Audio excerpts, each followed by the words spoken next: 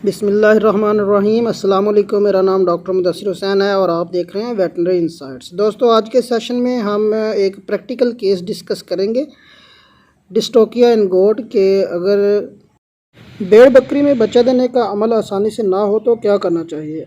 जैसा कि आप लोग वीडियो में देख सकते हैं कि ये बकरी जो है इसको डिस्टोकिया का प्रॉब्लम हो गया और ये कांस्टेंट मुसलसल ज़ोर लगा रही है, लेकिन उसका बच्चा जो है वो बाहर नहीं आ रहा। बच्चे की दो टांगें बाहर है लेकिन उसका सर अंदर है, जिसकी वजह से उसकी पैदाइश नहीं हो रही। तो इस तरह की कंडीशन में आप लोगों को क्या करना चाहिए। अगर भेड़ या बकरी सुआ लगने के 2 से ढाई घंटे के अंदर अंदर बच्चा नहीं देती तो उसको चेक कर लेना चाहिए।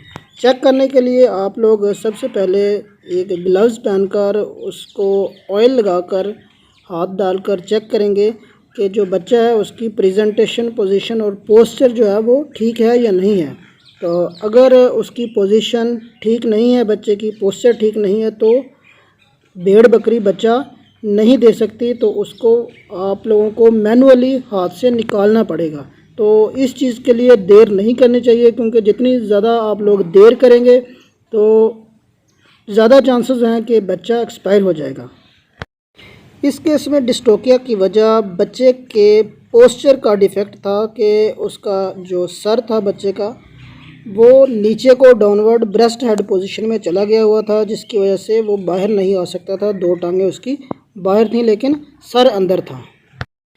तो बच्चा निकालते वक्त आप लोग इस बात का ख़ास ख्याल रखें कि आप अपने हाथ को बिल्कुल जेंटल तरीके से, सॉफ्ट तरीके से इस्तेमाल करें। बिल्कुल भी ज़ोर मत लगाएं, क्योंकि अगर ज़ोर लगाएंगे तो बर्थ कैनाल में ट्रॉमा हो जाने की वजह से ज़ख़म हो जाएंगे और वो नुकसानदेह होते हैं। तो ट्रैक्शन के लिए कभी भी जल्दी ना करें। जब तक बच्चे की पोजीशन, पोस्चर और प्रेजेंटेशन ठीक नहीं हो जाती तब तक उसको ट्रैक्ट करने की, उसको खींचने की कोशिश ना करें, क्योंकि अगर पोजीशन, ये सारी चीज़ें ठीक नहीं है तो बच्चा कभी भी बाहर नहीं आ सकता।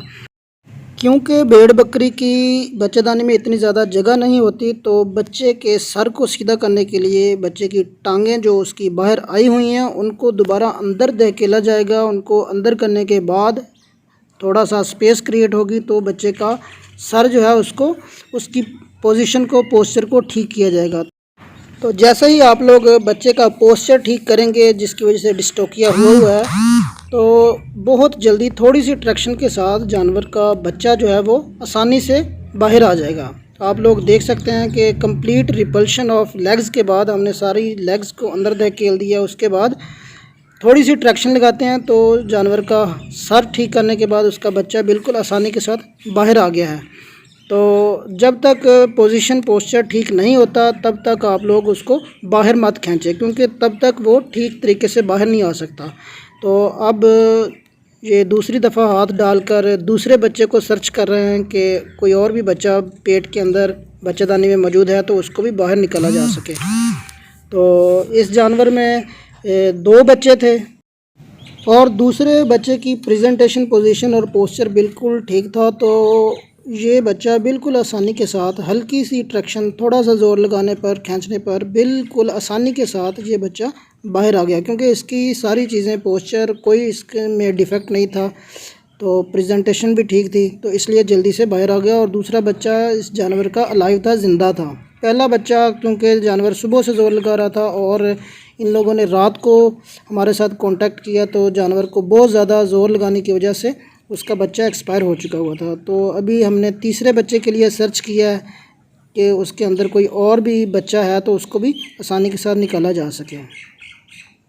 तो इसमें कोई और बच्चा नहीं था, दूसरा बच्चा ज़िंदा है। अब उसकी हम क्लीनिंग कर रहे हैं। उसके नाक और मुंह में जो म्यूकस गया हुआ है उसको निकाल रहे हैं और ये उसके लंग्स को प्रेस करके CPR कर रहे हैं, ताकि उसका सांस बहाल हो जाए। और जल्दी जल्दी जब सांस बहाल हो जाएगा तो उसकी लाइफ को बचाया जा सकता है।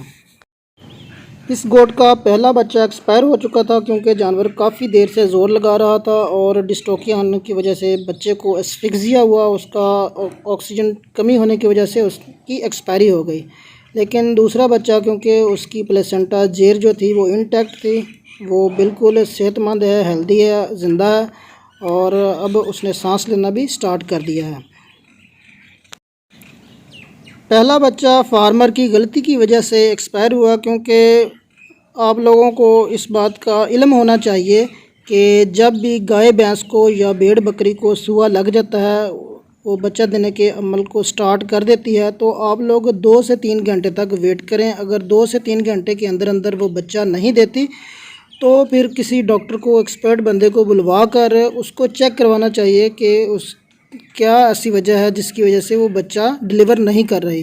तो अगर आप लोग देर करेंगे तो नुकसान बच्चे का होगा, जानवर का होगा, क्योंकि काफ़ी देर जब जानवर ज़ोर लगाता रहता है तो जो बच्चा होता है उसकी जो प्लेसेंटा है, जेर है, वो साथ से डिटैच हो जाती है और ऑक्सीजन की कमी होने की वजह से बच्चे की एक्सपायरी हो जाती है। ये देखें कि अब जो बकरी है उसने अपने बच्चे को, फीटस को चाटना शुरू कर दिया है, और ये एक अच्छा साइन है कि जानवर हेल्दी है। ये जानवर का मैटरनल बिहेवियर होता है, ये जानवर का कुदरती बिहेवियर होता है कि जब उसका बच्चा पैदा होता है उसके अंदर मैटरनल बिहेवियर शो होना शुरू हो जाता है। जानवर अपने बच्चे को चाटना शुरू कर देता है, लिकिंग करता है और उसको साफ़ करता है।